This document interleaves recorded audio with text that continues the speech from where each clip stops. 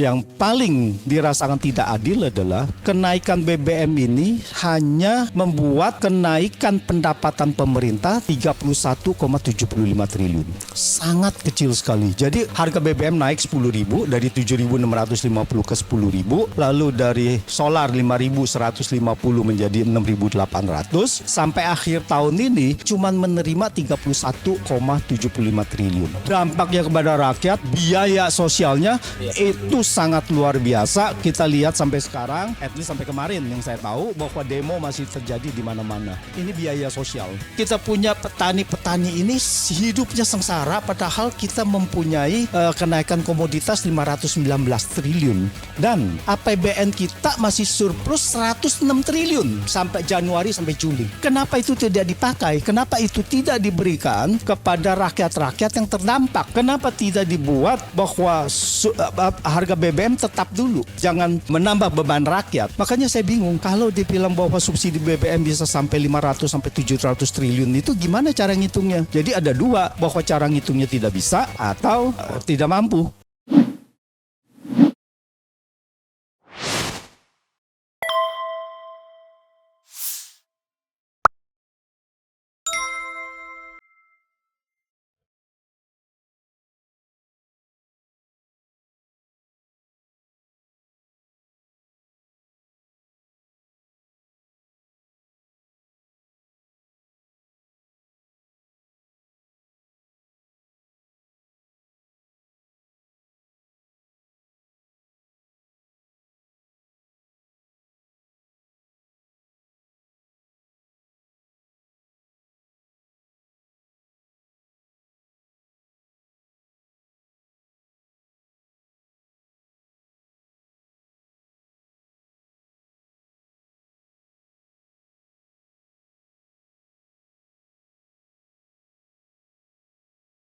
Selalu menyenangkan mendengar Dokter Mulyadi bicara ya. Mas Antoni, langsung aja, saya nggak usah ajukan pertanyaan, sesuai dengan tema ya bicaranya ya. Ya, temanya kelihatannya tadi sudah dikoreksi oleh saudara Marlan bahwa BBM naik bukan rakyat menjadi, BBM naik rakyat tercekik katanya tadi. Iya. Rakyat sudah tercekik katanya ya, gitu ya kalau nggak salah ya. Nah ini itu satu judul ya. Terus yang kedua adalah gini, bahwa memang pertama adalah petani ini tergantung kesejahteraannya dari jumlah lahan. John Locke, filsuf 1600-an mengatakan kepemilikan lahan itu diberikan kepada mereka yang bisa menggarap seoptimal mungkin. Jadi kalau ada dua orang mau menggarap tanah itu, ditanya produktivitasnya berapa, yang satu berapa, yang optimal itu dikasihkan land title untuk mereka.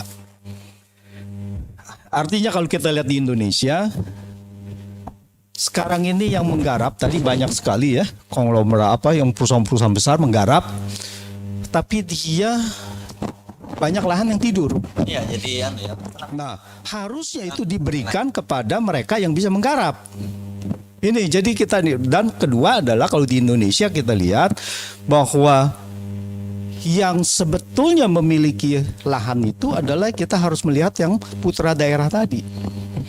Nah, sekarang ini putra daerah sudah terpinggirkan oleh korporasi-korporasi yang masuk. Itu satu. Terus kedua, mengenai kesejahteraan. Tadi dikatakan memiliki kurang dari 1 hektar. Anggap 1 hektar. Jagung itu bisa produksi kurang lebih 5 ton lah ya. Pipilan ya, 5 ton bersih. Dengan harga 4.000 berarti 20 juta. Jadi 20 sampai 25 juta. Itu per panen atau per tahun? Itu per panen. Per Per panen panen. 4 sampai 5 bulan lah, karena nanti ada garapan apa segala gitu. Nah, dari 25 juta itu 70%-nya adalah biaya. Jadi 30% dari 25 juta yaitu cuma 7,5 juta untuk 4 bulan 5 bulan. 7,5 juta kalau 5 bulan itu berarti pendapatannya 1,5 juta. Dan kalau dia sudah berkeluarga dan keluarganya tidak bekerja di mana-mana lagi, yaitu dibagi kalau 2 orang kalau belum punya anak, berarti 1 orangnya per kapitanya berarti 750.000. Itu termasuk kriteria rakyat miskin.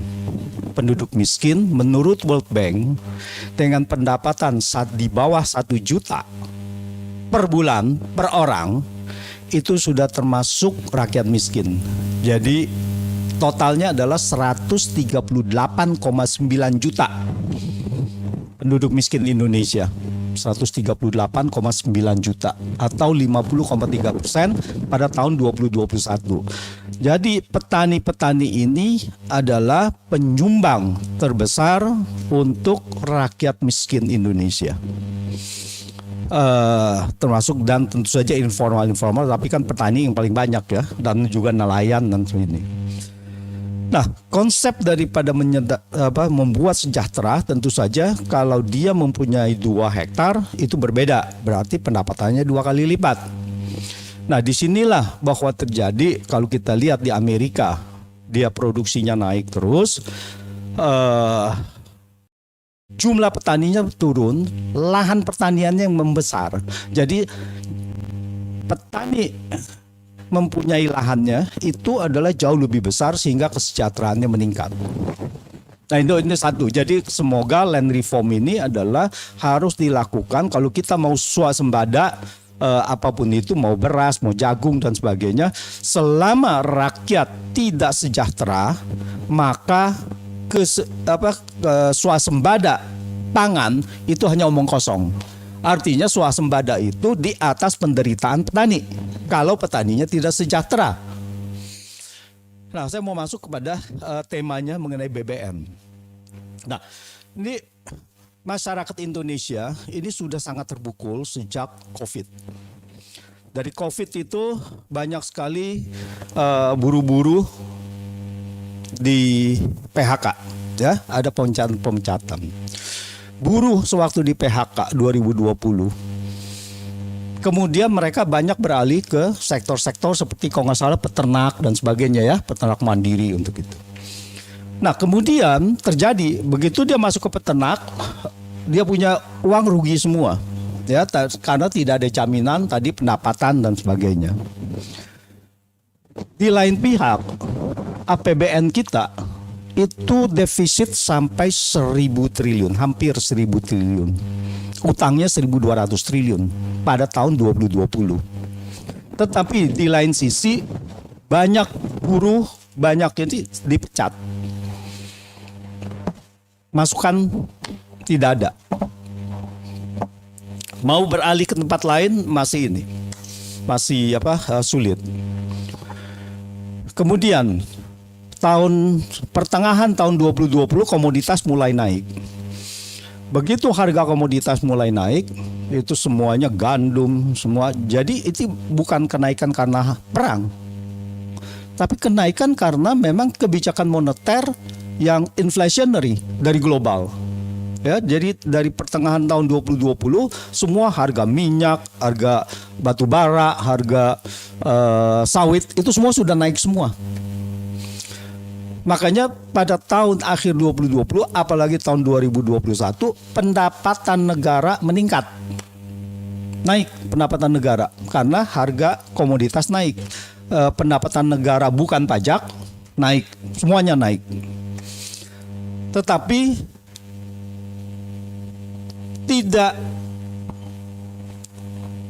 terdistribusi dengan baik kepada rakyat. Malah kalau kita lihat gonjang-ganjing kenaikan itu malah rakyat semakin menderita, di mana Indonesia produsen terbesar kelapa sawit, harga minyak goreng naik dari 11.000 12.000 yang premium menjadi 24.000, bahkan itu lebih. Dan puncaknya sekarang begitu harga mulai naik, harga BBM juga dinaikkan. Padahal Indonesia mempunyai minyak juga. Yang disorot kenapa hanya kenaikan dari dalam tanda kutip subsidi. tetapi penerimaannya tidak pernah dikomunikasikan. Jadi transparansi daripada keuangan negara terkait dengan minyak tidak diberikan secara transparan. Nah, ini hanya diberikan kepada ini beban naik pada bulan Juli, pada Agustus sewaktu pidato kenegaraan ya. Itu waktu Presiden mengatakan bahwa dengan bangga APBN surplus. Peningkatan negara naik, tapi 2 bulan kemudian dikatakan APBN akan jebol. Ya, BBM akan naik, harus dinaikkan, kalau nggak tidak ada kuat menanggung itu beban. Lalu saya juga ada membaca, tapi saya belum posting bahwa Sri Mulyani mengatakan bahwa beban kita ini sudah 500 menjadi 700 triliun. Beban APBN akan bisa menjadi 700 triliun. Ya. Nah, dananya dari mana? Kalau Menteri Keuangan menanyakan begitu, ya sebaiknya mundur. Kalau tidak tahu dana dari mana, ya mundur kan gitu kan. Dikasihkan kepada orang yang mengerti dananya dari mana kan gitu. Banyaklah kawan-kawan ekonom kita yang bisa menggantikan itu, Pak Faisal Basri dan sebagainya, itu mungkin juga bisa. Nah, jadi disinilah bahwa BBM ini sudah mencekik, tadi dikata mencekik ke rakyat yang bawah. Jadi petani ya sudah terbukti dari narasumber asli, ya peternak juga sudah terbukti dari narasumber asli. Itu semuanya nih, belum tadi yang tadi testimoni nelayan. Nelayan juga sangat tercekik sekali. Karena harga jual itu dengan apa daya beli seperti sekarang semuanya naik, tentu saja daya beli ini turun. Sehingga tidak mungkin kita menaikkan harga jual kepada masyarakat itu meningkat. Jadi harus ada beban yang ditanggung oleh petani dan peternak. Kalau peternak urusannya agak ruwet lagi karena ada kartel dan sebagainya di situ ya. Kalau di petani mungkin ya regulasi yang lebih ini, tapi di peternak itu ada integrator dan sebagainya gitu. Itu yang menguasai dari hulu ke hilir, dari pakan, vaksin, DOC dan DOC dan terus sampai ke daging ya, sampai ke pemotongan. Kalau begitu berlimpah mereka tinggal potong harga, yang mati duluan adalah peternak-peternak tradisional. Nah, jadi semuanya sudah sudah terkena dampaknya, sangat sulit sekali. Dan yang paling dirasakan tidak adil adalah kenaikan BBM ini hanya membuat kenaikan pendapatan pemerintah 31,75 triliun. Sangat kecil sekali. Jadi harga BBM naik 10.000 dari 7.650 ke 10.000, lalu dari solar 5.150 menjadi 6.800, sampai akhir tahun ini cuman menerima 31,75 triliun. Dampaknya kepada rakyat, biaya sosialnya itu sangat luar biasa. Kita lihat sampai sekarang, at least sampai kemarin yang saya tahu, bahwa demo masih terjadi di mana-mana. Ini biaya sosial. Biaya sosialnya sangat luar biasa. Belum lagi yang terluka-terluka, belum lagi kalau ada aparat yang represif dan sebagainya. Biaya real dari rumah tangga. Biaya di rumah tangga itu kan besar sekali kan? Sangat besar sekali. Nah, di sini adalah sangat tidak adil. Padahal di lain sisi adalah kenaikan komoditas yang lain-lainnya itu membuat penerimaan negara naik. Sangat besar sekali. Jadi kenaikan pendapatan negara 7 bulan pertama Januari Juli tahun 2022 ini dibandingkan dengan Januari Juli tahun 2021 naik 519 triliun. Dari mana itu? Dari kebanyakan adalah penerimaan negara bukan pajak. Artinya dari kenaikan komoditas. Dari kenaikan komoditas. Bisa juga PPH, migas namanya ya. Itu semuanya naik. Jadi kita punya petani-petani ini hidupnya sengsara padahal kita mempunyai kenaikan komoditas 519 triliun. Dan APBN kita masih surplus 106 triliun sampai Januari sampai Juli. Kenapa itu tidak dipakai? Kenapa itu tidak diberikan kepada rakyat-rakyat yang terdampak? Kenapa tidak dibuat bahwa harga BBM tetap dulu? Jangan mengambil menambah beban rakyat. Uangnya tidak besar. Cuma 31,9. Makanya saya bingung kalau dibilang bahwa subsidi BBM bisa sampai 500 sampai 700 triliun itu gimana cara ngitungnya? Jadi ada dua, bahwa cara ngitungnya tidak bisa atau ya tidak mampu. Oh, tidak mampu. Jadi harus dikasihkan yang mampu aja. Oke, ya. Ya, jadi itulah. Jadi banyak sekali sebetulnya APBN ini sangat longgar dengan ada kenaikan komoditas. Tapi ini anehnya tidak diberikan kepada rakyat dengan biaya sosial. Karena kita tahu ya, Presiden pernah bicara gitu. Kalau harga naik ini mau demo berapa lama nih katanya. Ya. Nah, ini padahal sudah tahu gitu, tapi dibiarkan. Ini sangat itu ya, seperti Dokter Mulyadi lah katakan, ya nggak apa-apa lah demo. Kalau besok itu kalau nggak sampai selesai ya tetap saja kalian pulang kan gitu kan. Kecuali sampai selesai gitu. Nah, itulah, jadi saya rasa ini harga BBM sangat tidak adil, transparansi dari perhitungan itu tidak ada, tidak dibuka kepada publik, dan yang dibebani adalah rakyat kecil. Kalau dibilang subsidi tidak sasaran, ini adalah suatu fakta-fakta kemenelaian kemana itu sudah terbukti bahwa mereka terdampak sangat berat sekali. Dan kalau tidak terdampak tidak mungkin ada orang yang mau ikut demo susah-susah. Jadi saya rasa ini adalah suatu bukti bahwa kenaikan harga BBM adalah sudah melukai rakyat banyak. Saya rasa itu dulu. Terima kasih. Tepuk tangan buat narasumbernya.